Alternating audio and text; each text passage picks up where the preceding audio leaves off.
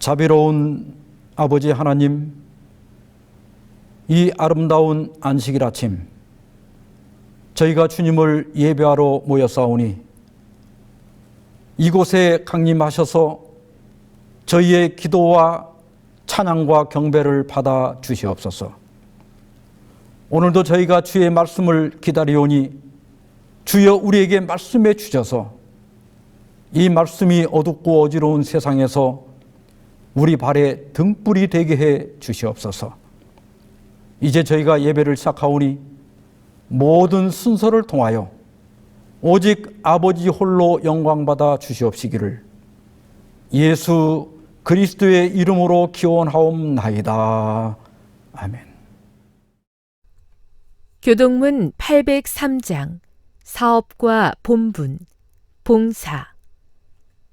너희 중에는 그렇지 않아야 하나니 너희 중에 누구든지 크고자 하는 자는 너희를 섬기는 자가 되고 너희 중에 누구든지 으뜸이 되고자 하는 자는 너희의 종이 되어야 하리라. 인자가 온 것은 섬김을 받으려 함이 아니라 도리어 섬기려 하고 자기 목숨을 많은 사람의 대속물로 주려 함이니라. 그때 임금이 그 오른편에 있는 자들에게 이르시되 내 아버지께 복받을 자들이여 나와 창세로부터 너희를 위하여 예비된 나라를 상속받으라. 내가 줄일 때에 너희가 먹을 것을 주었고 목마를 때에 마시게 하였고 나그네 되었을 때에 영접하였고 헐벗었을 때에 옷을 입혔고 병들었을 때에 돌보았고 옥에 갇혔을 때에 와서 보았느니라. 이에 의인들이 대답하여 이르되 주여 우리가 어느 때에 주께서 줄이신 것을 보고 음식을 대접하였으며 목마르신 것을 보고 마시게 하였나이까? 어느 때에 나그네 되신 것을 보고 영접하였으며 헐벗으신 것을 보고 옷 입혔나이까? 어느 때에 병드신 것이나 옥에 갇히신 것을 보고 가서 배웠나이까 하리니 임금이 대답하여 이르시되 내가 진실로 너희에게 이르노니 너희가 여기 내 형제 중에 지극히 작은 자 하나에게 한 것이 곧 내게 한 것이니라.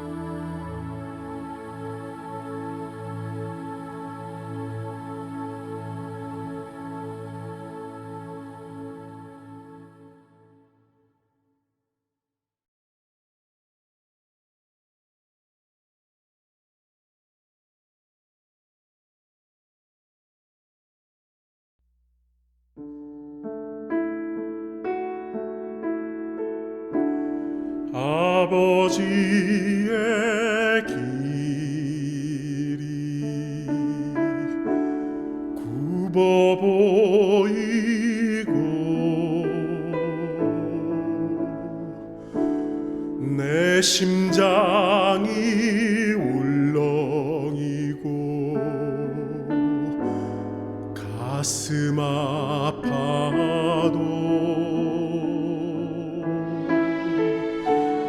마음속에 여전히 기뻐하는 까닭은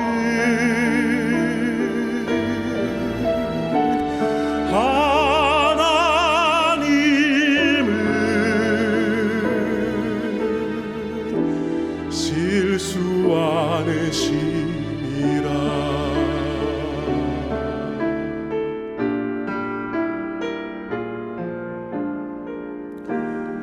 내가 세운 계획이 빗나갈지 모르고 나의 희망 덧없이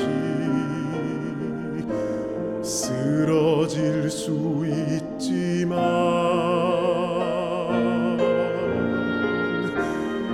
나 여전히 인도하는 주님 신뢰하리니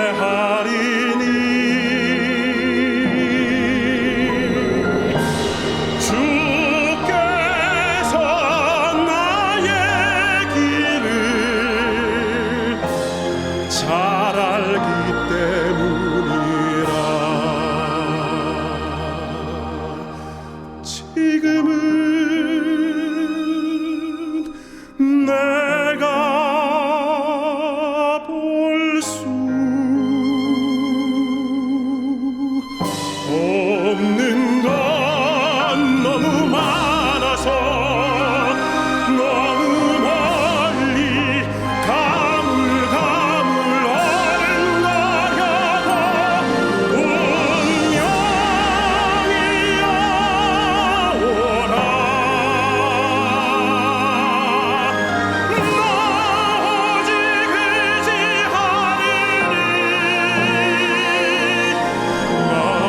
만사를 주님께 내어 맡기리.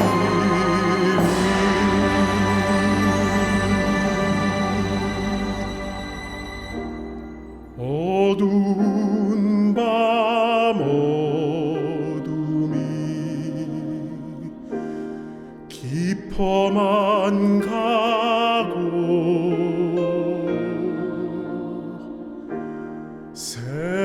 새날이 다시는 밝지 않아도 내 주 하나님 나를 인도하니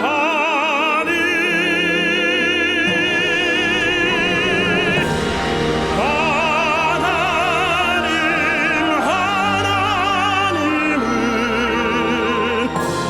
실수 않으심이라.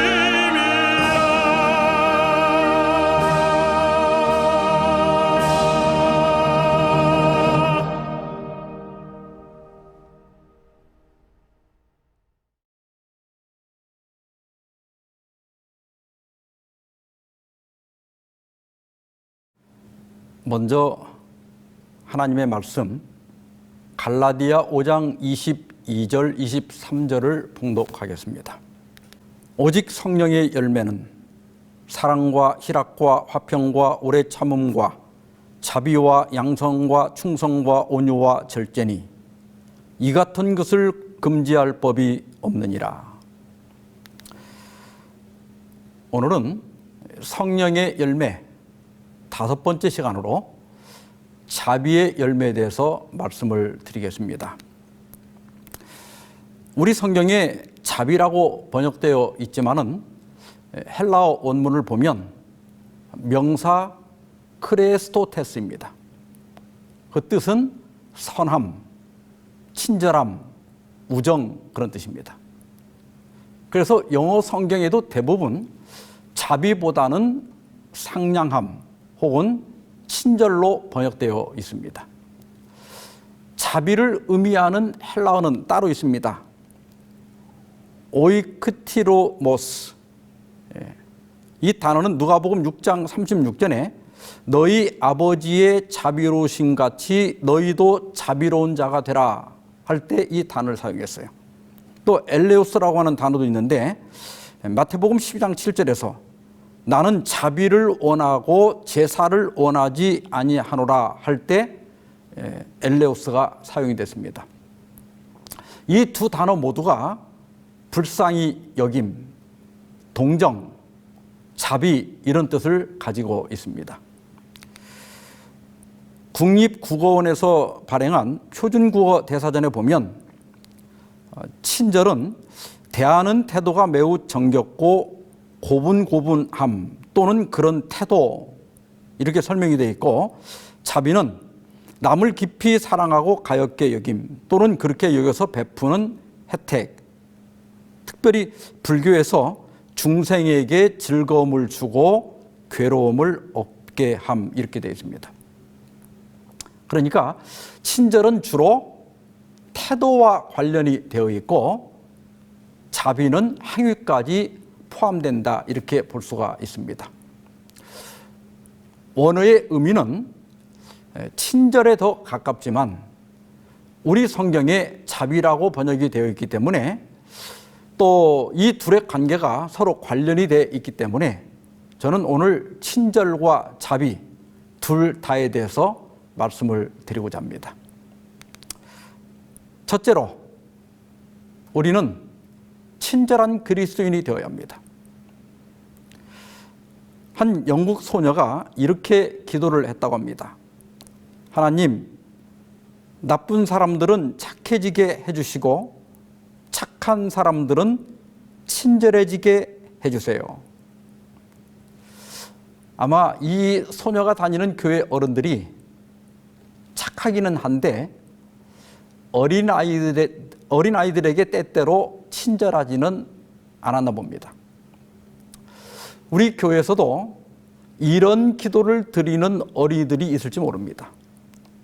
따라서 우리는 이러한 소년 또 소녀의 기도가 응답되도록 보다 친절한 그리스도인이 되어야 하겠습니다. 친절할 때 이 친은 친할 친자고 절은 끈을 절자입니다. 그러니까 한자를 그대로 직역하면 부모를 자른다 그런 뜻이에요. 허영만의 일본 구석구석 찔러보기라고 하는 책이 있는데 이 책에는 이렇게 설명이 되어 있어요. 일본 사람들은 친절하다. 친절은 무서운 말이다. 무사의 명예로운 죽음은 할복이다. 그때 영주의 고통을 덜어주기 위해서 신복이 뒤에서 목을 쳐준다. 그것이 친절, 부모를 자른다는 의미이다. 이 설명에 따르면 친절이라고 하는 단어는 일본에서 만든 것인데 전쟁에서 패배한 장수가 할복 자살을 할 때 숨이 끊어질 때까지 오랜 시간 고통을 당하지 않도록 가장 친한 신복이 목을 잘라주는 것이 친절이란 겁니다. 좀 무시무시한 말이지만 친절은 친한 사람의 고통을 끊어준다는 의미라는 것입니다. 그런 의미에서 친절은 좋은 겁니다.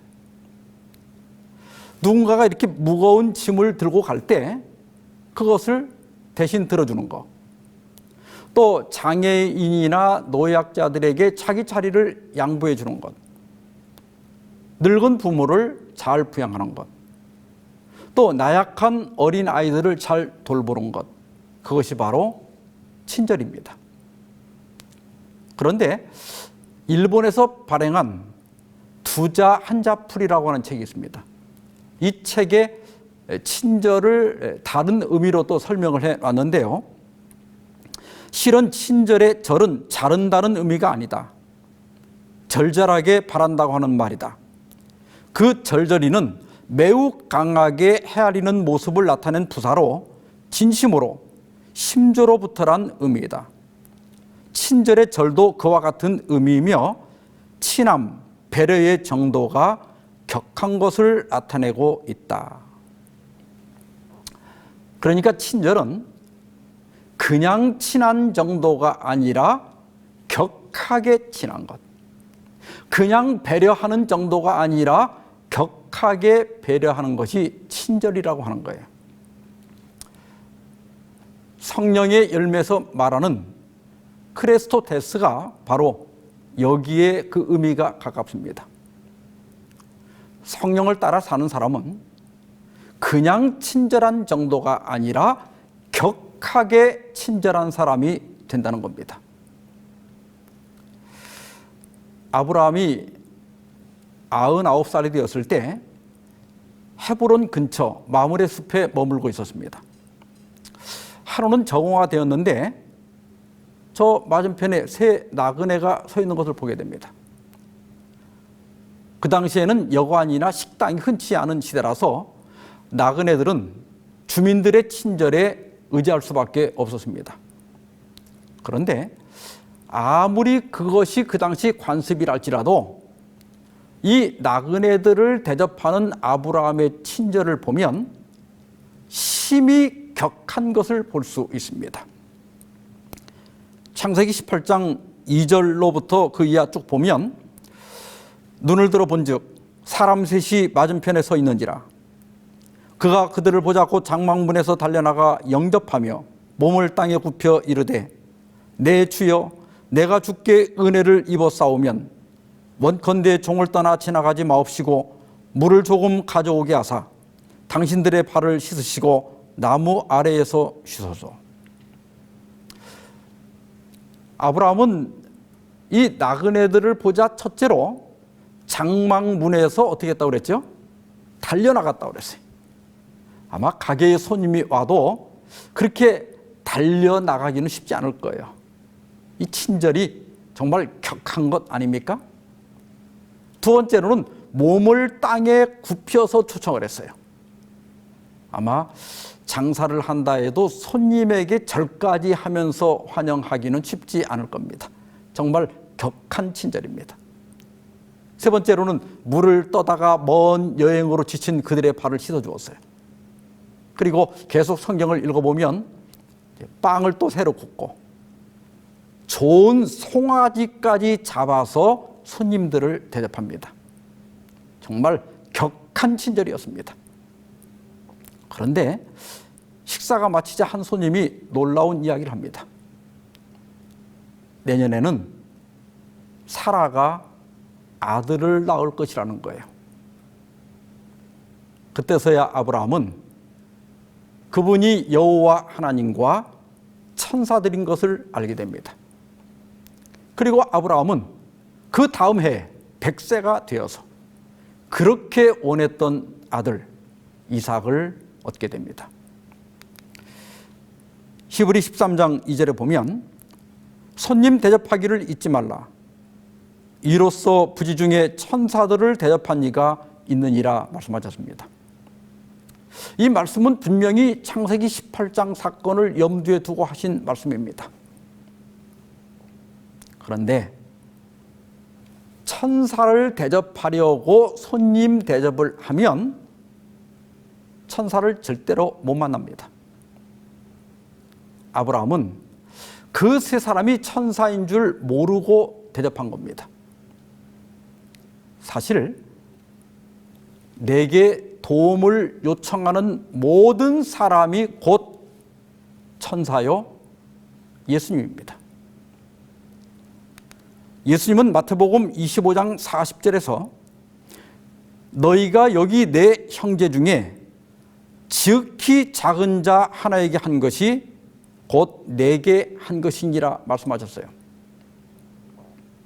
길을 지나가다가 거지에게 적선한 것이 곧 예수님에게 한 것이고, 노약자에게 내 자리를 양보한 것이 곧 예수님에게 한 것입니다. 소외되고 별 영향력이 없는 사람을 배려하고 그들에게 친절을 베푸는 것이 곧 예수님께 한 것이에요. 오늘날 우리에게는 이렇게 격하게 친절한 사람이 필요합니다. 미국 경영 컨설턴트인 짐 콜린스는 이런 이야기를 했습니다. 사람이 가장 중요한 자산이다라는 옛말은 틀린 말이다. 사람이 가장 중요한 자산이 아니라 적절한 사람이 가장 중요한 자산이다. 교회도 마찬가지예요. 교회 자산은 단순한 그리스도인이 아니라 적절한 그리스도인입니다. 그러면 적절한 그리스도인은 누구인가? 친절한 그리스도인입니다. 친절은 사람을 교회로 데려오지만 불친절은 교회를 다니던 사람도 떠나게 합니다. 따라서 우리에게는 친절한 그리스도인이 필요합니다. 고린도 후서 6장 3절로 8절에서 바울은 자신이 맡은 직분이 비방을 받지 않게 하려고 여러 어려운 가운데서도 조심하는 것 8가지를 제시합니다. 깨끗함, 지식, 오래 참음, 자비함, 성령의 감화, 거짓이 없는 사랑, 진리의 말씀, 하나님의 능력, 8가지를 이야기해요. 직분자가 갖추어야 할 8가지 도덕적 또 영적 자질 중에 자비가 포함되어 있습니다. 근데 여기 자비도 크레스토테스입니다. 그러니까 친절을 의미하는 거예요. 여러분, 우리가 직분을 맡은 자라면 어떤 자질보다도 친절한 자질을 가지고 있어야 합니다. 인터넷에 친절은 자본이다라는 글이 있었습니다. 한번 읽어보겠습니다. 미국 LA 근교의 한 식당은 언제나 손님들로 북적댔다. 음식 맛이 특별하거나 값이 싼 것도 아니었다. 이 음식점의 최대 무기는 친절이었다. 식당 입구에는 손님은 왕이라는 글이 적혀 있다. 또 남자 화장실에는 킹, 여자 화장실에는 퀸이라는 팻말이 붙어 있다. 손님들은 자신을 위해 세심한 배려를 아끼지 않는 식당 측의 친절에 감동해 단골 고객이 된다. 친절은 돈으로 바꿀 수 없는 자본이다. 그러나 이 자본을 활용하는 사람은 그리 많지 않다. 아무리 시설이 좋고 음식이 맛있다더라도 직원들이 불친절하다면 손님들이 찾지 않을 겁니다. 모든 인간관계, 모든 거래, 모든 사업에서 친절은 가장 기본적인 자질입니다. 따라서 전문적인 직장일수록 직원들에게 친절을 강조합니다.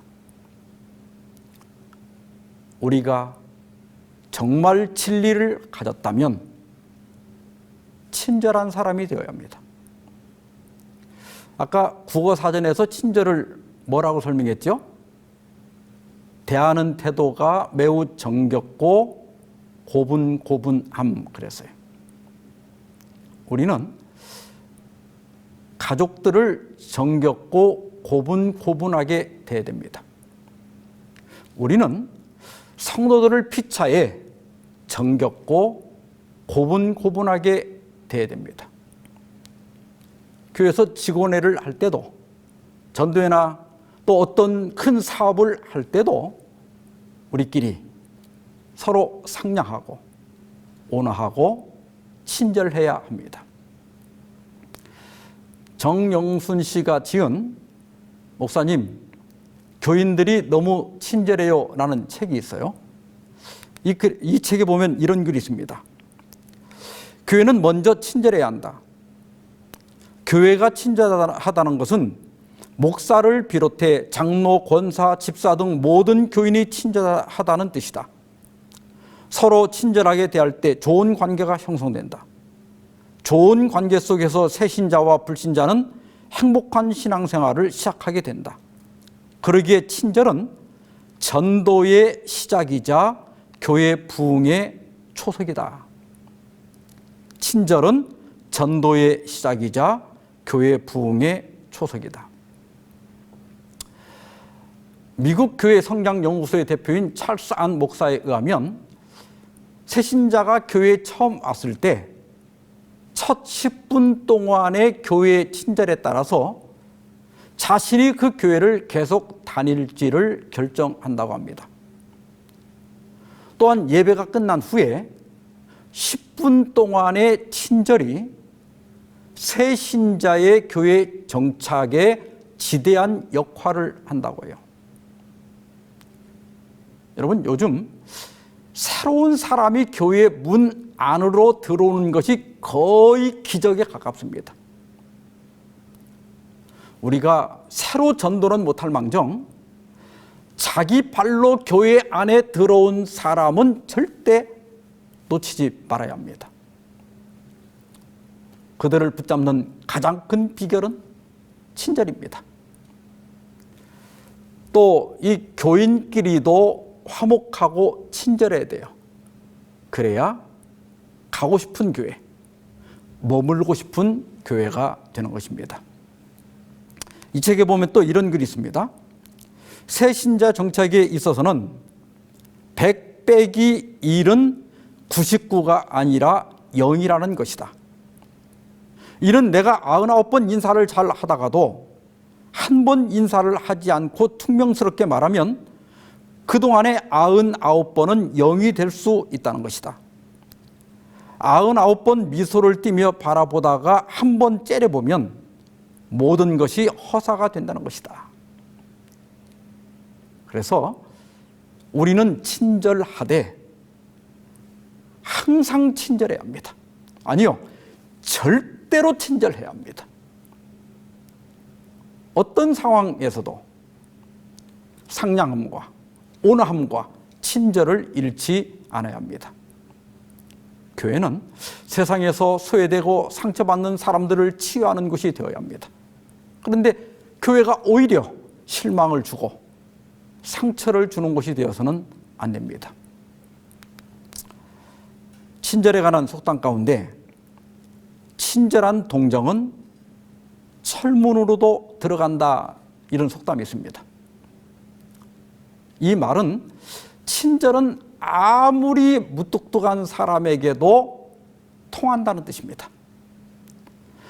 아무리 완고한 사람이라 할지라도 친절에는 마음문이 열린다는 거예요. 김인강 교수에게는 따라다니는 수식어가 많습니다. 서울대 졸업, 버클리대 박사, 카이스트 교수, 서울대 교수, 2007년 젊은 과학자상 수상, 세계적인 수학자, 청년들과 소통하는 집사. 그의 경력은 화려하지만 사실 그는 2살 때 소아마비로 2 다리를 사용할 수 없는 분입니다. 어머니께 엎혀서 찾아간 초등학교에서 이렇게 장애가 심한 학생은 받아줄 수가 없다고 거절을 당했습니다. 재활원에서 힘들고 외로운 생활을 하면서 그는 자신이 왜 살아야 하는지 끊임없이 질문했지만 그 답을 찾을 수가 없었습니다. 대학생이 된 후에 어느 가을이었어요. 수업을 마치고 집으로 돌아가려는데 비가 내리고 있었습니다. 2 손은 이렇게 목발을 집어야 했기 때문에 우산을 쓸 수가 없었어요. 그래서 고스란히 비를 맞으면서 걷고 있었습니다. 그때 누군가 나에게 우산을 씌워주었다. 우산은 너무 작아 곧 둘 다 젖기 시작했다. 나는 그 누나에게 말했다. 저는 이미 젖었으니 혼자 쓰고 가세요. 하지만 그 누나는 끝까지 같이 가겠다고 우겼다. 학교 정문을 나설 때쯤 그 누나는 하나님에 대해 생각해 본 적이 있느냐고 물었다. 나는 공격하듯이 대답했다. 아마 지금 옆에 계신 분보다 수백 번, 아니 수천 번은 더 생각했을 겁니다. 그 말은 거짓이 아니었다. 그동안 나의 존재의 의미에 대해, 존재의 목적에 대해 얼마나 많이 신에게 물었던가. 그 누나는 나를 신림동의 지하방까지 데려다주고 한 선교단체를 소개해 주었다. 이후 나는 요한복음을 읽으며 빛으로 오신 예수님, 말씀이 육신이 되어 오신 예수님, 세상에 로고스 되신 예수님을 알아가기 시작했다. 장애와 소외감으로 다친 그의 마음을 연 것은 다른 어떤 것이 아니라 친절이었습니다. 우산 하나 씌워준 것, 이것이 그의 닫힌 마음의 문을 열고 예수님을 영접하게 한 것입니다. 제가 교회 친절도 평가 항목을 좀 만들어 봤습니다. 우리 교회는 모일 때마다 서로 반갑게 인사하는가? 우리 교회는 서로를 대할 때 예의를 갖추는가? 우리 교회는 민주적으로 운영되고 있는가? 우리 교회는 집회 인도자가 엄숙하기보다는 상냥한가? 우리 교회는 애경사가 있을 때 대부분 참여하는가? 우리 교회는 새 신자에게 평안한 교회인가? 우리 교회는 손님에게 몇 명이나 가서 인사를 건네는가? 우리 교회는 예배를 드릴 때 새 신자를 배려하는가? 우리 교회는 식사 시간에 손님을 잘 안내하는가? 한번 스스로 평가를 해보시기 바랍니다.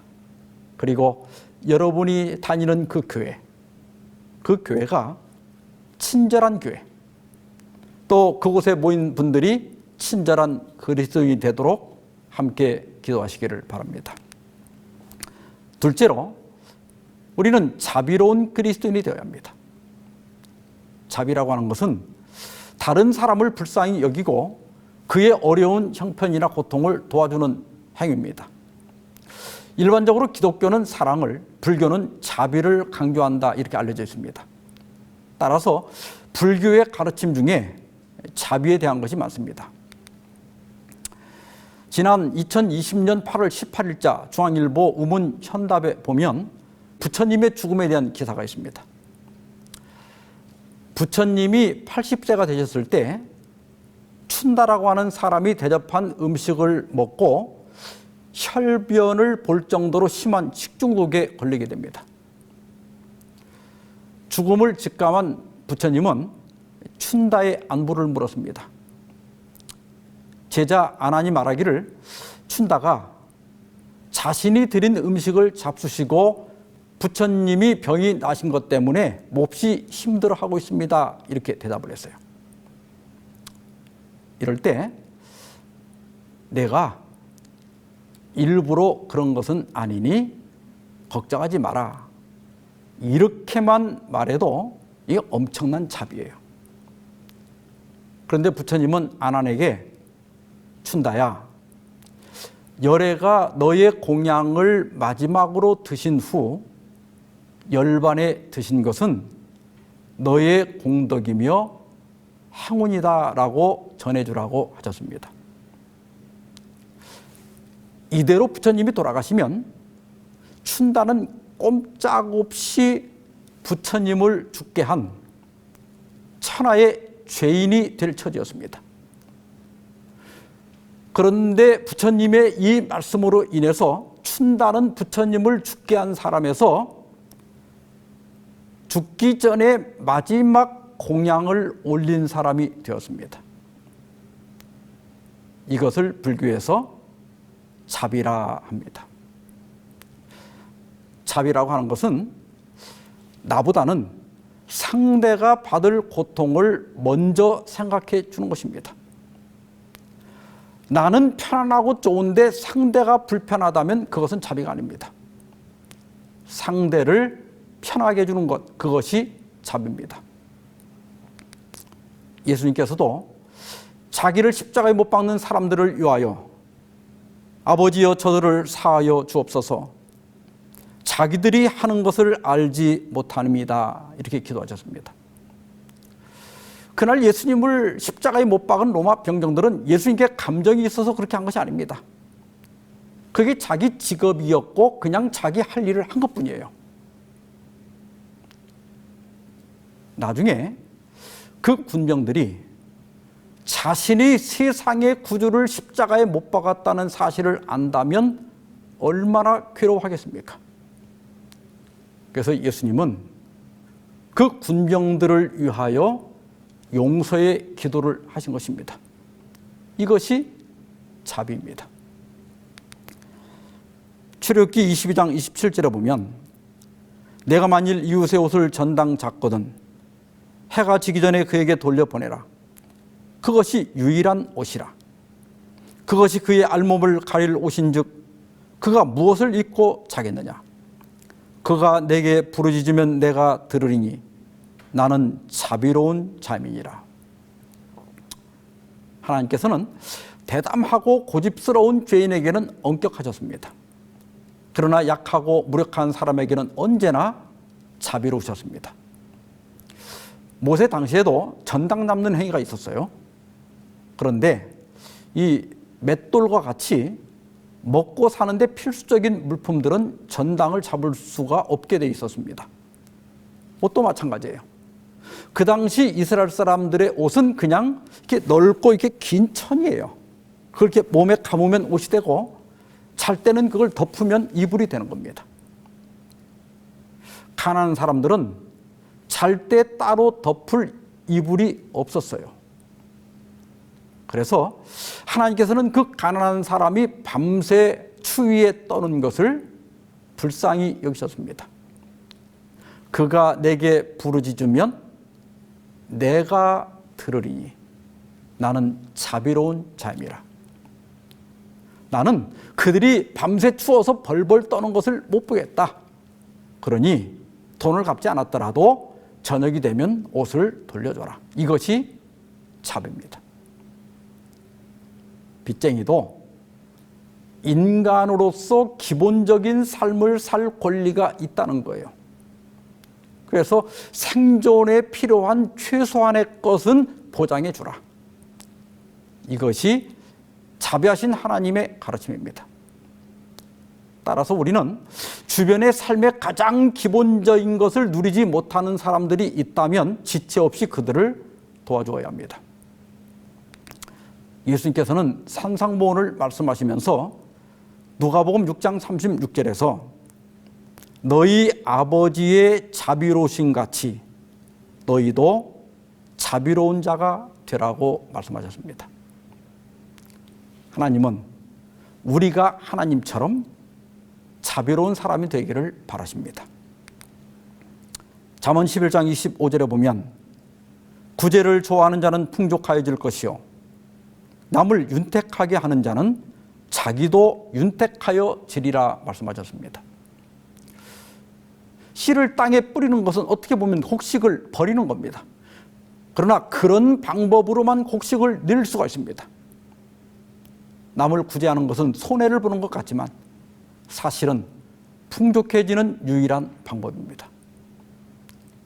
중국 속담에 장미를 건넨 손에는 언제나 향기가 남는다는 말이 있습니다. 구제를 잘한다고 반드시 부자가 되는 것은 아니지만 마음은 부자가 될 수 있습니다. 사도행전 20장 35절에서 사도 바울은 주 예수께서 친히 말씀하신 바 주는 것이 받는 것보다 복이 있다 하심을 기억하여야 할지니라 말씀했습니다. 받는 것보다 주는 것이 더 큰 행복을 주는 것입니다. 그래서 우리가 행복하려면 늘 베푸는 삶을 살아야 합니다. 미국의 시인인 롱펠로는 작은 개울이 나는 강이 아니어서 바다에 줄 것이 없다고 말하지 않듯이 가난한 사람도 남에게 줄 것이 없다고 생각하면 안 된다. 자기에게 있는 작은 것을 남에게 준다면 받는 사람에게는 상상 이상의 큰 도움이 될 수도 있다. 나에게는 작은 것에 불과하지만 받는 사람 입장에서는 큰 것일 수 있는 거예요. 그렇다고 이 자비가 꼭 물질만 나누는 것은 아닙니다. 마음이 상한 분에게 위로 한마디 건네는 것, 또 소외된 분과 함께 보낸 30분도 큰 자비가 될 수 있습니다. 누가복음 10장 29절로 37절에는 우리가 잘 아는 선한 사마리아인의 비유가 나옵니다. 이 비유는 내 이웃이 누구냐는 율법사의 질문에 답으로 주신 거예요. 어떤 사람이 예루살렘에서 여리고로 가다가 강도를 만나서 거의 죽게 되었습니다. 제사장도 그를 피하여 갔고 레위인도 피해 갔습니다. 그러나 사마리아 사람은 그를 성경에 보면 불쌍히 여겨 상처를 싸매주고 또 주막에 데려가서 치료를 받게 했습니다. 그리고 예수님께서 율법사에게 물었습니다. 네 생각에는 이 세 사람 중에 누가 강도 만난 자의 이웃이 되겠느냐? 이르되 자비를 베푼 자니이다. 예수께서 이르시되 가서 너도 이와 같이 하라. 여러분, 이 사마리아 사람은 강도 만난 사람을 왜 도왔습니까? 불쌍히 여겨서 도운 겁니다. 이것이 자비예요. 부처님이 춘나를 배려한 것이나 예수님이 로마 병사들을 위하여 용서의 기도를 하신 것은 자신의 고통보다는 다른 사람의 고통을 생각하셨기 때문입니다. 예수님께서는 가서 너도 이와 같이 하라고 말씀하십니다. 1970년에 존 달리와 다니엘 베스는 프린스턴 신학교에서 67명의 신학생들을 대상으로 선한 사마리아인 실험을 했습니다. 학생들을 한 강의실에 모은 다음에 두 그룹으로 나눴어요. 그리고 다른 건물로 가서 한 그룹은 선한 사마리아인을 주제로 간단한 발표를 하라고 했고, 다른 그룹에게는 직업에 관한 주제로 간단한 발표를 하라고 했습니다. 그리고 학생들이 발표를 위해서 다른 건물로 갈 때 거기 노인 한 사람이 기침을 하면서 쓰러지는 연기를 하게 했어요. 이 실험의 목적은 자비를 베푸는 행위에 영향을 미치는 것이 무엇인가, 상황인가, 타고난 기질인가 하는 것을 알아보기 위한 것이었습니다. 그런데 이 실험에 한 가지 조건이 더 있었어요. 전체를 세 그룹으로 나눈 다음에 한 그룹에게는 시간이 늦었으니 빨리 서둘러 가라고 했고, 두 번째 그룹은 지금 시간이 딱 맞으니 지체하지 말고 가라고 했습니다. 그리고 세 번째 그룹에게는 시간이 충분하니 천천히 가라고 했습니다. 실험 결과 발표 주제는 돕는 행위에 거의 영향이 없었습니다. 가장 영향이 큰 것은 시간이었어요. 시간이 늦었다는 그룹에서 이 노인을 도운 사람은 10%입니다.